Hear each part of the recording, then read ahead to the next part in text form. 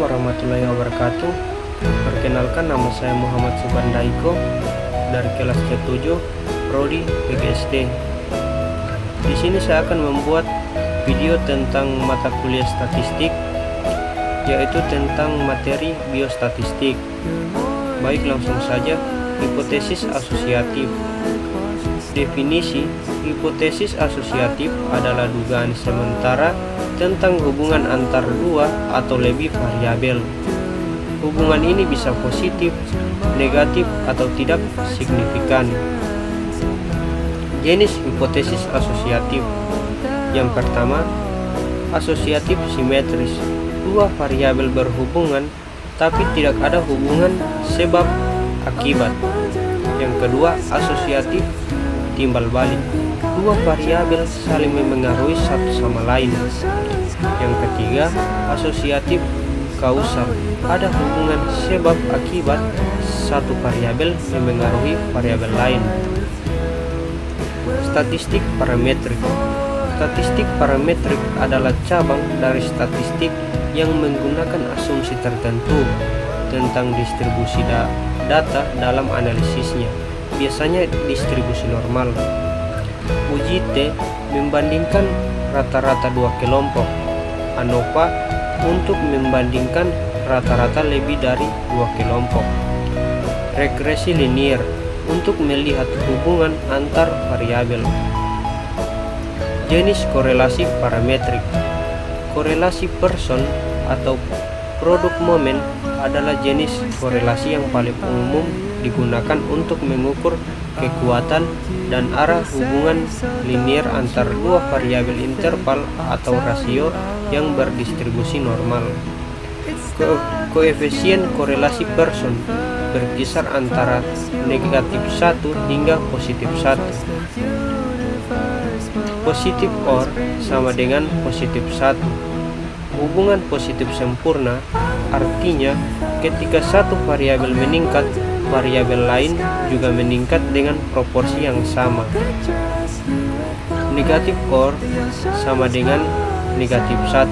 Hubungan negatif sempurna artinya ketika satu variabel meningkat, variabel lain menurun dengan proporsi yang sama. Positif R sama dengan 0. Tidak ada hubungan linier antara dua variabel. Contoh, hubungan antara tinggi badan dan berat badan. Jenis korelasi parametrik. Korelasi ganda mengukur hubungan antara satu variabel dependen dengan dua atau lebih variabel independen secara simultan. Ini digunakan untuk mengidentifikasi bagaimana variabel-variabel independen bersama-sama memengaruhi variabel dependen. Korelasi ganda sering digunakan dalam analisis regresi ganda. Contoh, pengaruh usia dan jam belajar terhadap nilai ujian. Jenis korelasi parametrik. Korelasi parsial digunakan untuk mengukur hubungan antara dua variabel dengan mengendalikan pengaruh dari satu atau lebih variabel lain. Artinya, korelasi parsial mengukur hubungan antara dua variabel dengan mengeliminasi efek variabel lain yang mungkin memengaruhi hubungan tersebut. Misalnya, jika kita ingin melihat korelasi antara variabel A dan B, namun ingin mengontrol efek dari variabel C, maka korelasi parsial memungkinkan kita untuk menghitung hubungan antara A dan B sambil mengendalikan variabel C. Contoh, hubungan antara stres dan prestasi setelah mengontrol jam tidur. Korelasi produk momen.